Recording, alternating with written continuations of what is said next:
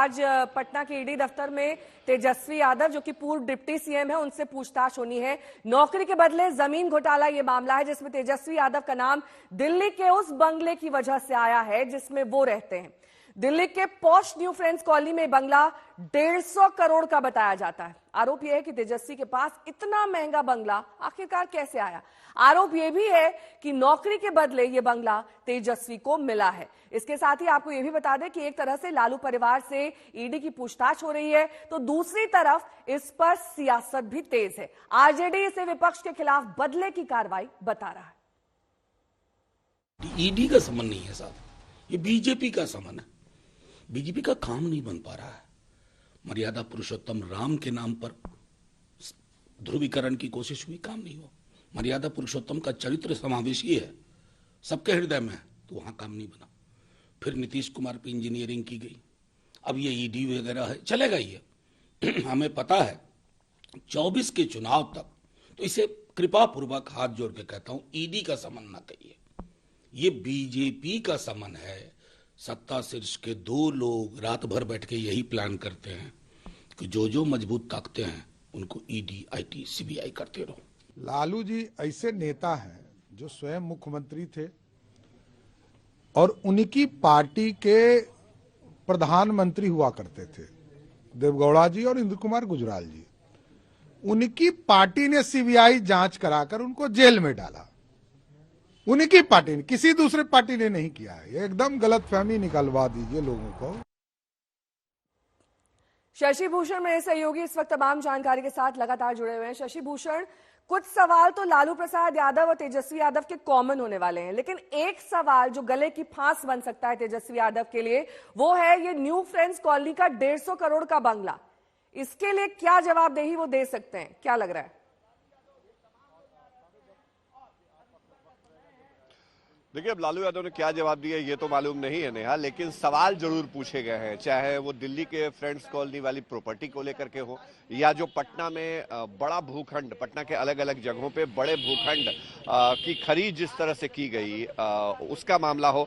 और लालू यादव से जो सवाल किए गए उसमें ग्रुप डी में जो नौकरियां दी गई, 4 अभ्यर्थियों से तकरीबन 7.5 लाख रुपए में प्लॉट लिए गए सस्ते दरों पे, मतलब जितनी रकम होनी चाहिए थी उतनी रकम थी नहीं। और वही जमीन फिर जो आरजेडी के विधायक भी रहे, बाद में अबू दोजाना, उनको ट्रांसफर कर दी गई, जिस पर मॉल का निर्माण होने लगा और वो करोड़ों में वो जमीन ट्रांसफर की गई। राबड़ी देवी जो है वो उस कंपनी को लीड करती थी, ये भी एक मामला है। तो लालू यादव जिस वक्त रेल मंत्री थे उस वक्त इस तरह की जमीनें ट्रांसफर की गई।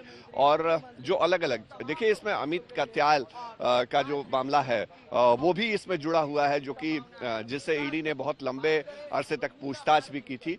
और अभी देखिए आरजेडी के जो दूसरे नेता हैं वो भी पहुंच रहे हैं, क्योंकि तेजस्वी यादव की आज पेशी होनी है। कल मीसा भारती गई थी लालू यादव के साथ, जितने देर तक लालू यादव से पूछताछ होती रही मीसा भारती वहीं बाहर एक मंदिर है वहां पे बैठी रही।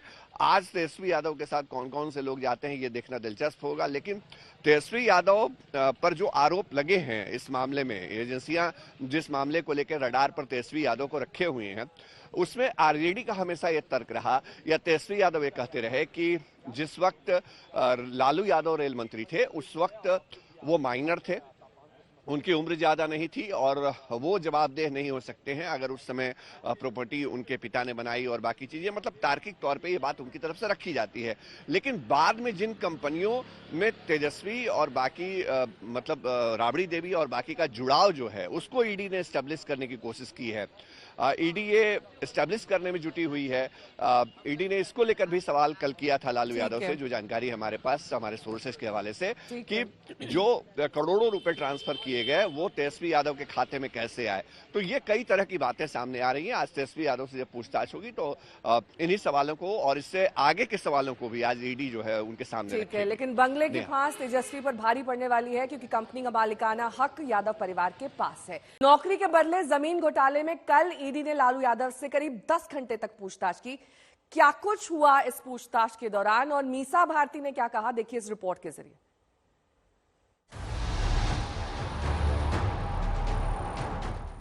पटना में लालू के घर और ईडी के दफ्तर की दूरी भले ही 5 किलोमीटर है, इस दूरी को तय करने में भले ही 15 मिनट का वक्त लगता है, लेकिन ईडी ने सवालों का जो फर्रा निकाला उसका जवाब देते देते लालू यादव को करीब 9 घंटे लग गए।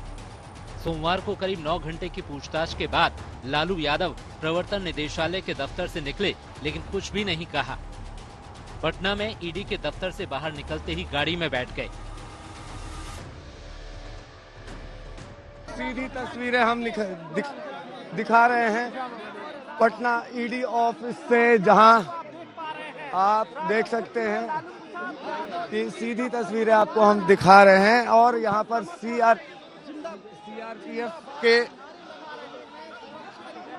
सीआरपीएफ के घेरे में बाहर आते हुए सीधी तस्वीरें आपको हम दिखा रहे हैं लालू प्रसाद यादव की, जो प्रवर्तन निदेशालय के दफ्तर से बाहर निकल रहे हैं। काफी थके हुए लग रहे हैं और वाजिब भी बात है, करीब 10 घंटे चली क्वेश्चनिंग के बाद लालू जी ने बात नहीं की, कैमरा से, मीडिया से बात नहीं की। लेकिन आपको बताएं कि समर्थकों का विशाल हुजूम यहां लालू प्रसाद यादव का इंतजार कर रहा है और यहां क्राउड कंट्रोल के लिए भारी पुलिस बल को भी लगाने की जरूरत पड़ी है। रेलवे में नौकरी के बदले जमीन मामले में प्रवर्तन निदेशालय के सवालों के जवाब देकर लालू यादव दफ्तर से बाहर आए तो समर्थकों का हुजूम खड़ा था। लालू यादव निशब्द थे, लेकिन सिंगापुर में रहने वाली उनकी बेटी रोहिणी आचार्य ने सोशल मीडिया पर फिल्मी अंदाज में अपने गुस्से का इजहार किया। लोग कहते हैं लालू और लालू परिवार झुकेगा नहीं, छापों और पूछताछ का ये सिलसिला रुकेगा नहीं। जितना प्रताड़ित परेशान करोगे उससे और ज्यादा मजबूत होगा लालू राबड़ी परिवार। सोमवार को लालू यादव अपनी बेटी और राज्यसभा सांसद मीसा भारती के साथ ईडी के समन पर पूछताछ के लिए ईडी कार्यालय गए थे। मीसा भारती भी ईडी दफ्तर के अंदर लालू के साथ जाना चाहती थी, लेकिन ईडी ने उन्हें गेट पर ही रोक दिया और अंदर जाने की इजाजत नहीं दी। बिहार में लालू और उनके परिवार के लिए जमीन का जंजाल पीछा नहीं छोड़ रहा है। 2024 लोकसभा चुनाव सिर पर है। ऐसे में इस मुद्दे के जरिए जहां आरजेडी बिहार की जनता को ये बताने में जुटी है कि केंद्रीय एजेंसियों का दुरुपयोग किया जा रहा है और बिना वजह लालू और उनके परिवार को तंग किया जा रहा है, वहीं बीजेपी इसे भ्रष्टाचार का मामला बताकर लालू और उनके परिवार पर लगातार हमले कर रही है। पटना से आदित्य वैभव के साथ आज तक ब्यूरो।